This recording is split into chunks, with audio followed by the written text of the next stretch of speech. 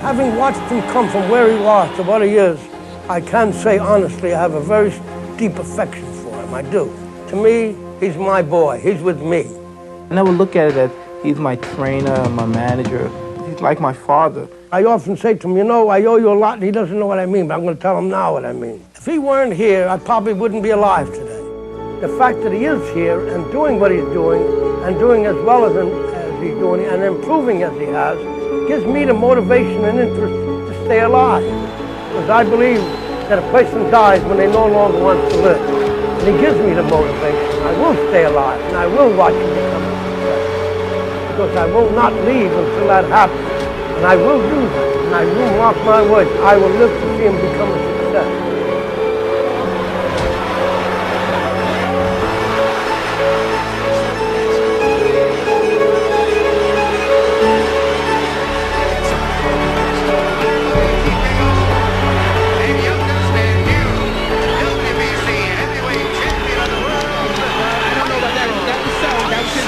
I was coming to destroy and win the heavyweight championship of the world, which I done. And I like to dedicate my fight to my great guardian, Customato. And I'm sure he's up there and he's looking and he's talking to all the great fighters and saying his boy did it. And smiling, that's right.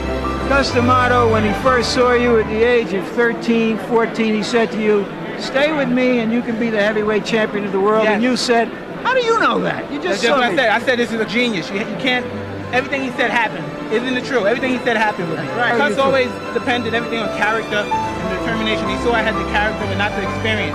But he saw that I was good enough to fight more experienced fighters and win. When Customato died, to me it was like I lost my whole life. I didn't know where to go from there. And I was just 19 years old. I didn't know what to do with my life. I felt lonely. I just felt naked to the world. I just felt like a very vulnerable young boy. I don't have my friend no more. And still the undisputed, undefeated heavyweight champion of the world. In rode Don King, sensing the first real crack in the Catskill connection. I've been through a lot with Don King and these guys, and it just really transformed my behavior and my conduct. I'm just trying to get back into loving it again. I was just fighting for, I don't know what I was doing. My mind's been other places for a long time. In Mike's world, things are never as they seem. Never. If I were eloquent with you, you would still look at me as a scumbag. I think I come across too hard, too tough. They see how I am all these years and nobody even consider helping. I really hate the way I live now. I hate my life now. You have to face your demons, you hear me, Mike? Because if you don't, they'll follow you to eternity. And you remember, Mike, to be careful how you fight your fight. Because the way you fight your fight will be the way you live your life. After the next Lewis fight, he was just, I don't know, totally different. He was more humble. He's just a regular person like everyone else, that he's not this animal, you know, that people think he is. Where do you go from here, Mike? I don't know, man. I might just fade into Bolivian, you know what I mean? I don't have nowhere to go and nothing to do, you know what I mean? I just go fly my pigeons on the roof. Sometimes I have to be really at my lowest level to really get the purest out of me. I had no chance to love anybody or care about anybody because I was just so stuck in the past.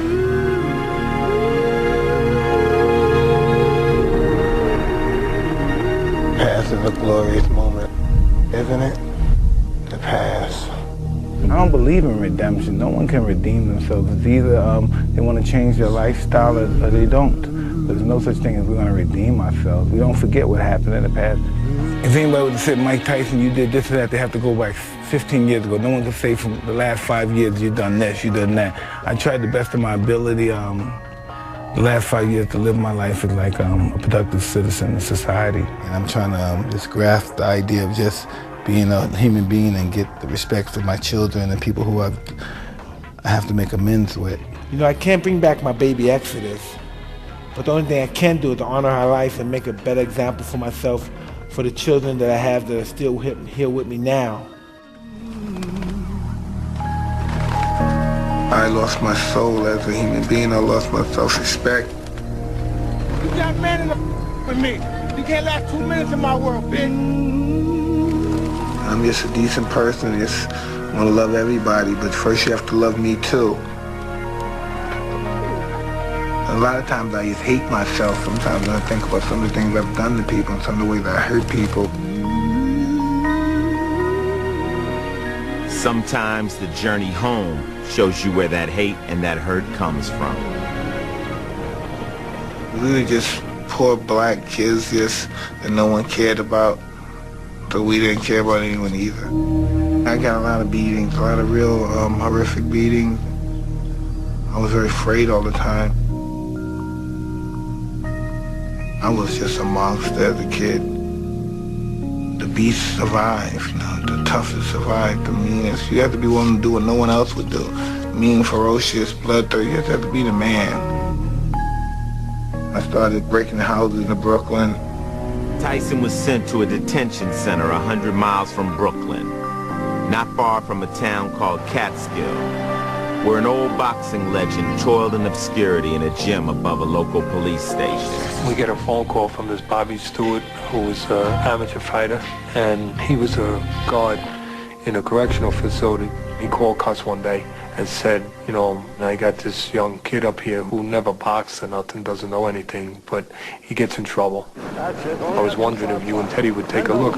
So he introduced me to this old Italian man that would change the path of my life. This guy would become my mentor, and his name was Cuss Amato. When I have a new boy, and I mean absolutely no real novice, never had any experience, the first thing I do is give him a lecture. The lecture of fear goes something like this. All people are afraid. Being afraid is a very normal, healthy thing. If an individual were not afraid, I would have to send them to a psychiatrist to find out what was wrong. Without fear, we would all die. Fear is something which has to be controlled. The fighter who controls his fear can now function in a manner far over and beyond anything he's capable of before. Cuss Amato, a remarkable student of psychology who has proved time after time that mental attitude is as important to a fighter as physical condition. Who raised Floyd Patterson by hand from the age of 14, converting him from a juvenile delinquent to a world's champion. Cuss told me from the moment he met me what would happen after he watched me box and follow his map to success. He said, like, just like this, he said, now, Mike, I'll tell you, Mike, if you listen to me, if you really want to do this, I'm going to put you in the locals, then the regionals, then the nationals, you're going to win that, and then after that, you're going to become the youngest heavyweight champ of all time. As of now, I hold the record with Floyd Patterson at 21. You could break that record at 20 and be the youngest and the greatest of all time, only if you listen to me, of course. At the time, I had no idea what I was getting myself into. I just knew it sounded good. This old man made me hunger for glory like a mad dog. But Cuss didn't want to wait. He was an older man who years earlier had fame, but didn't have it for a long time, had money, but didn't have it for a long time. And now he saw a chance to have it again, but he wasn't young, and he had to speed it up. When he came, naturally, I'd talk to him and treat him like everybody else. He had to go through the same thing of preparing about the mind and the body and so forth and so on.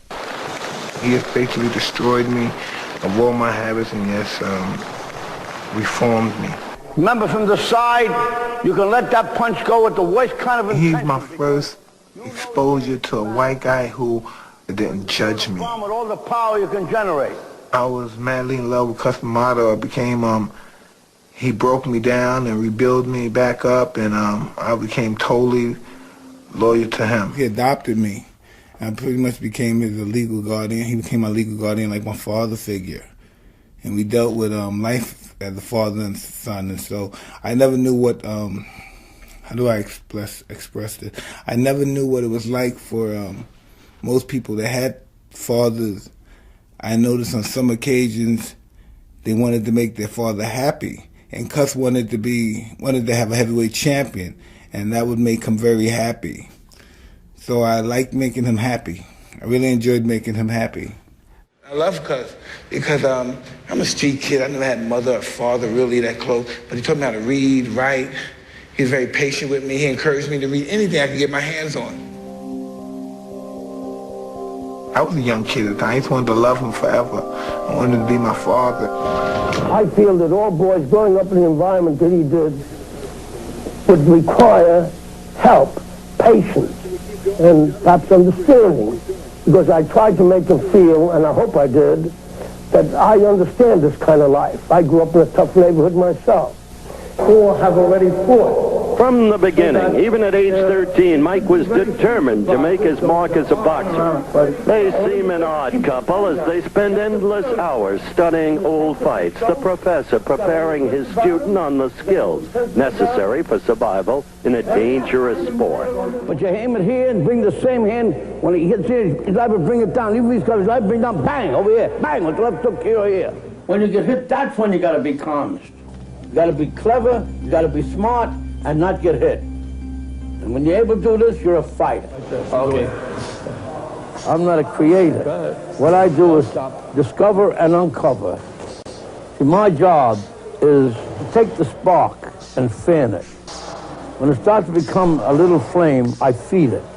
And I feed the fire until it becomes a roaring blaze. And then when it becomes a roaring blaze, I pour huge logs on. And then you really got a fire going. He had taught many boys the sweet science, sharing his large home in Catskill with them. But one boy in particular stood out not only in the ring, but in Cuss's heart. When I was 14, Cuss used to tell me about all this. We would talk about the old fighters or something, and then we go to another hour, we talk about girls. It was just like my big brother of my father talking about his father. In his 70s, when he met Tyson, D'Amato believed he'd found the kid who once again could put Cuss on a championship track. We trained them, myself and Teddy, at the beginning. We trained them steadily until finally started to get boxing, and then he developed the ability to slip punches and so forth. When he got to the point with slipping punches, we had a difficult time getting people to box with him because he proved to be a very hard puncher with both hands. Yeah, I mean, it's not coming up, but it's starting to come up to make it perfect. It's good, but it's not perfect. I don't succeed when I make a guy or help a guy become champion of the world. I succeed when I make that fella become champion of the world and independent of me. I don't like people to know me at all, and I just recently trust him because the same like I trust him, I guess he trusts me, and he trusts me a lot. So, but nobody really knows Mike Tyson. Nobody's really friendly with Mike Tyson. Why? Except Cus D'Amato. Cus D'Amato would watch me for he didn't let me box, he would just talk to me for 2 or 3 weeks about fighting and the psychology of fighting. And what fighting was truly about. Fighting wasn't nothing physical, it was all spiritual. And he was saying, if you don't have the spiritual warrior in you, you'll never be a good fighter. I don't care how big or strong you are. And he explained that to me. Your mind is not on your work. Your mind is not on your work. It was too nerve-wracking fighting, I thought at first. So I didn't really want to fight, really. And then one day he used to say, listen, you have the chance to change your life, your family's life. You could be something very special. You could be champion of the world. You could devastate the world. No man could take what you do. You just gotta believe it. I said, you really? I said, this guy's really crazy. He said, you do what I tell you to do, and if it doesn't work, then you could leave. So I said, okay, bet. So I won every championship that he told me because he told me what to do. And I started believing in this old man. I stopped being a little thief. I changed my whole life. I said, I'm gonna stick to this boxing shit. The master instilled in the student his experiences and thoughts to carry him through his journey. Words were his tools, words that are still very much alive today. You know what I like about it's about the coward and the hero, that both of them feel the same. It's what they do that makes it different. In other words, the hero feels just as frightened as the coward. But it's just that the coward, he runs. Instead of the hero, he feels the same, and he has the discipline, and he just makes himself go through whatever has to be done. That's what he does that makes him a hero, and what the other fellow doesn't do that makes him a coward. Many trainers tell their fighters, don't be afraid of that guy. Don't be afraid of him. You'll beat him easy. The trainer doesn't understand that no matter what he tells his own fighter about not being afraid, the fighter still will have fear. Not about getting hit, but by losing, by being exposed to the crowd. I was so scared in my first amateur fight, I went downstairs and said, I'm going to go to the store. It was in the Bronx, New York. I said, I'm going to the store to my trainer. And I went downstairs and I said, man, I should get on this train and just never come back. I wanted to get on the train and just leave. I was so scared. I didn't want to fight anybody. He had this outer body that could really fool you. So stretch him out into forgetting that he was still a kid who had to develop. Developed as he was physically, he was lacking emotionally. Look, just relax, Michael, relax, just relax. Relax, just relax. Relax. Yeah, but just relax. Just relax. I'm moving first time. Just relax. Don't get so tense. Relax. All of this is another boxing match. It's just such a different dynamic than fighting somebody in the ring than it is fighting somebody in the street. And I never thought I could fight somebody. Even after all the training, I was just totally intimidated fighting somebody in the ring. But I put myself together. The hardest part is the weight. But you just got to be, just have enough discipline to just go through it, be a man.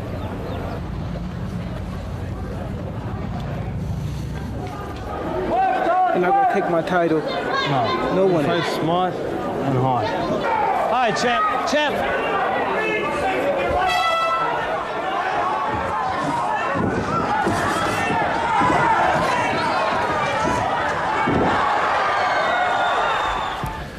Maybe God, gave him such a strong body.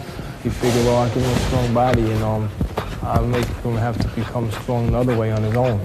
He's not as tough or hard, I should say, as people think he is. Everyone that sees me, they say, oh boy, you got that Tyson, you're lucky, you got that Tyson, he's an animal, he just loves to fight, he just loves to hurt people. He's not afraid of nothing. Very good. Well, when we're done with him, he won't look like he is anyway.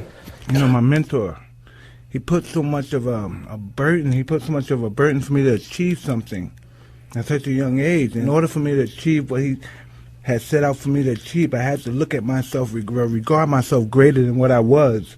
In other words, I had to fake it till I make it, and I didn't want to let him down, so I had to just put that mean guy look. He had once told me, he said, intimidation is the most magnanimous factor in life. To have somebody intimidated. It's not like being afraid of something. Being intimidated when you allow your feeling to just shatter where you no longer can perform. When I look at Cuss the kind of guy, he wants me to be the kind of guy to kill everything in the room that's moving. That's the kind of guy, he's just strong. He's a very strong guy. He is rough. I can never live up to that standard. I can never teach a kid what Cuss taught me, because it was just that energy and that mental belief in yourself and confidence. It's almost to a megalomania perspective. I'm the most brutal and vicious and most ruthless champion there's ever been. There's no one can stop me. I was beating guys off of just pure brute strength and intimidation. Most guys were just pretty much intimidated. They lost the fight before they even got hit, before I even got in the ring with them. Lennox is a conqueror. No, I'm Alexander. He's no Alexander. I'm the best ever. There's never been anybody as ruthless. I'm Sonny Liston. I'm Jack Dempsey. There's no one like me. I'm from their cloth. There's no one that can match me. Even though I would come across fierce, that's all part of the psychological game. Being the tough guy and all these antics. First I met Cuss, we didn't talk about punching and moving your head. We all talked about the psychology of boxing and the psychology of fear. And he had the psychology of fear down to a science. My style is impetuous, my defense is impregnable, and I'm just ferocious. I want your heart, I want to eat his children. Praise be to Allah. There's no emotion involved. You can't feel sorrow, you can't feel pity, it's nothing you feel. So the job has to be done. Cuss D'Amato devised a system consistently to move their head. Just jab, keep a distance, jab, bam, bam. And when he does that, and then jab, see, you're the scholar of boxing. Don't give me that stuff. In moving their head, it put them in a position to throw a punch back at the same time the other guy was punching. Mike was such a master at doing this that after 1 or 2 minutes of round one, the other fighter would try it again, throw his best jab, miss Mike entirely, get hit with a tremendous punch. And in the fighter's mind, he said, what the heck was that? I don't like that. Let me try one more time. Throw his best jab, miss, get a tremendous shot back, bam, and right here, he stops throwing punches. He says, that's it. I can't win.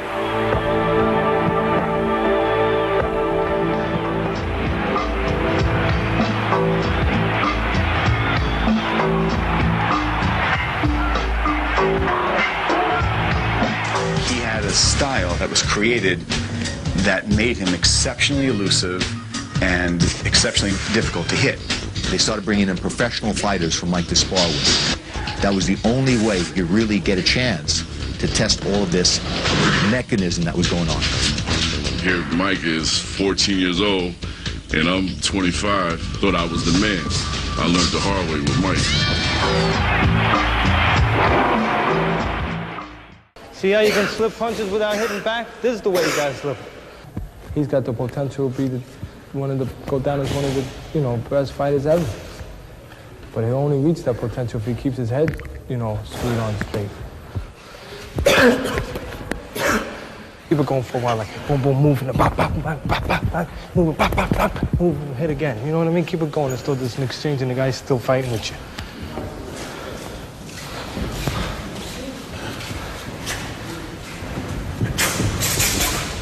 That's it. There you go. Now you got again. Who's the last guy to stop? Time. Very good. That's what I mean.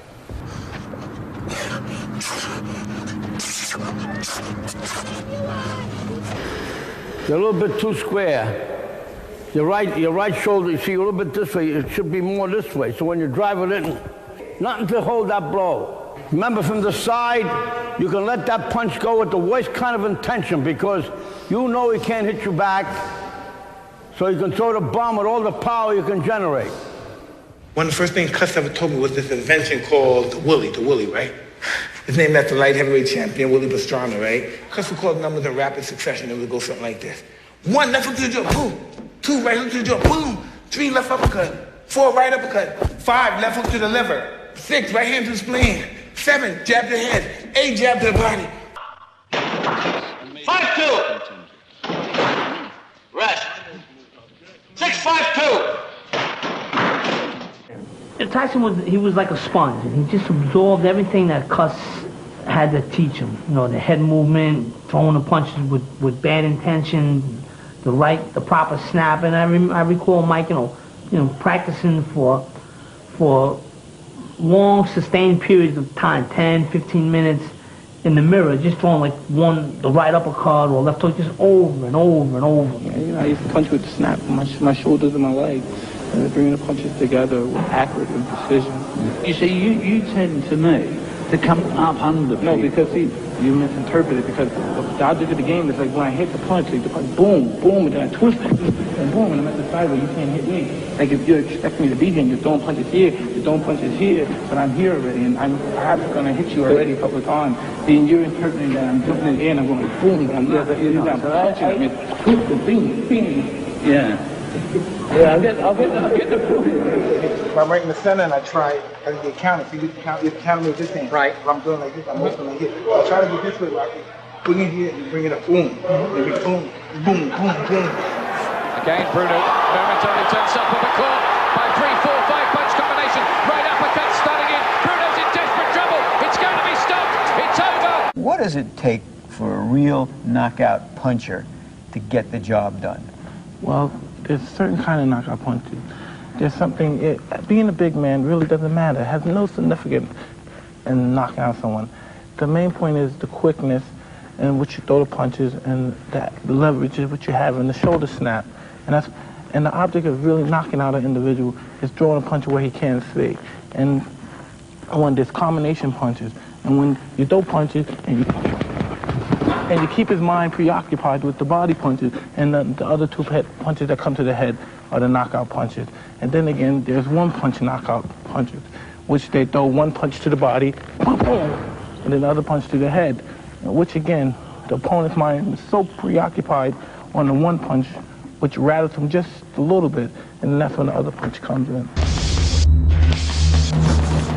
When you have something in life that you want to accomplish greatly, you have to be willing to give up your happiness.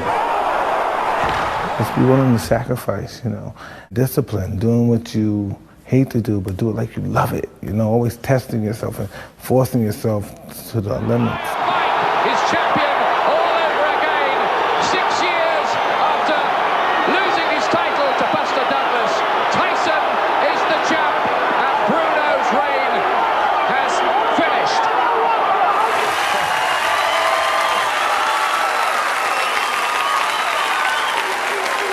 Who would have won if you fought this man in your prime?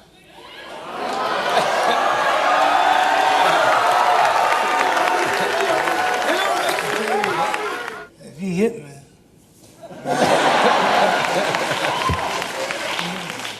Best if he catch me. But the man is great. You think he could hit harder than Ernie Shavers? Who do I think?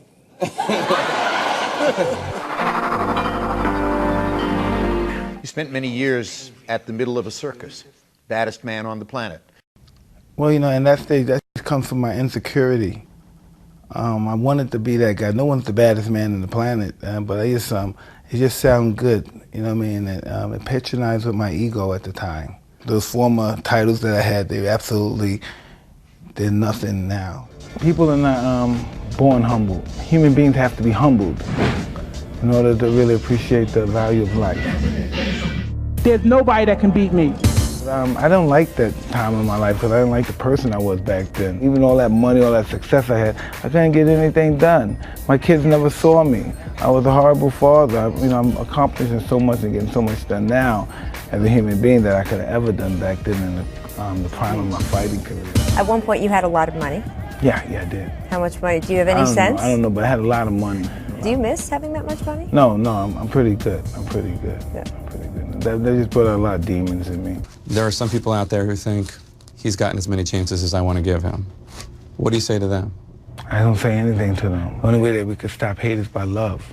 And that's all I throw out there now is pretty much love. I'm not angry at them. I'm not mad at them. What the S. Scott Fitzgerald say? Show me a hero and I'll write you a tragedy. What, I had some money, lost some money, I went to prison. That's the basic everyday life. James Keating went to prison. A lot of people went to prison. Mike Milken went to prison. You know, a lot of Jesus Christ went to prison. A lot of people went to prison, but that's not the end of their lives. You know what I mean? That's really not the end of life. Probably the beginning once they come out. I think of my demons. I think of my flaws, you know, because the reason that I succeed in life is because of my flaws. What flaws? Whatever they are. They cause me to ascend to highest places in life. You went over, you spoke to Teddy Atlas. Why did you decide to do that after not speaking to him for 2 decades? I don't know, man. Life is short, man. I don't have no, I made amends with everybody. I never talked to Teddy and made any kind of amends with him or said sorry. I got a gun. I went and confronted him. I told him, you send a message to me, you don't give a damn about other people, that you don't care if you behave like an animal. I care. You know, I put the gun in his ear and I pulled it out of his ear and I pulled the trigger, missing him on purpose. And he understood it after that. It was to make it clear that I wouldn't have to be in that position again, and neither would he.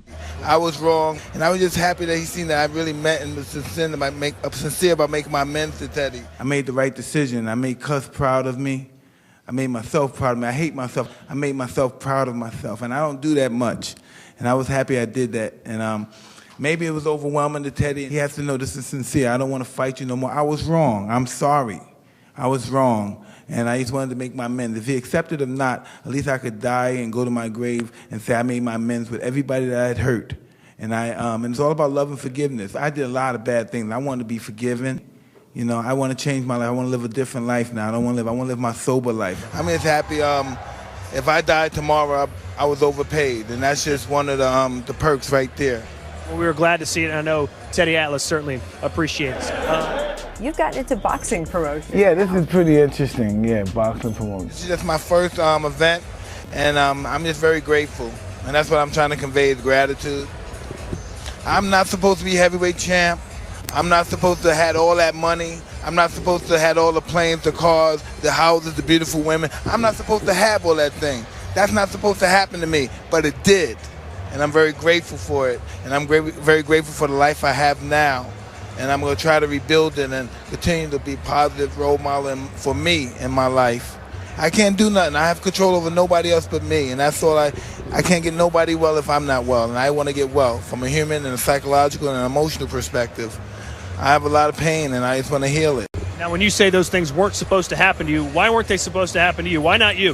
Why not? Why? Because my mother's a prostitute, my father's a pimp. I never went to school. I've been locked up 50 times before I was 12 years old. I'm a street guy. I'm not proud. I'm not no bad guy. I'm a wimp. I'm a smuck. I'm dirt. I'm garbage. I just don't feel good about all those things I did. I've never felt as good and positive about myself as I did now. And that's when I had the championship, all this money. This is the most I ever felt about myself as a human being. I've never been responsible before, so this is the biggest fight I ever did. This is the fight that I'm taking with open arms. This is really the interesting battle.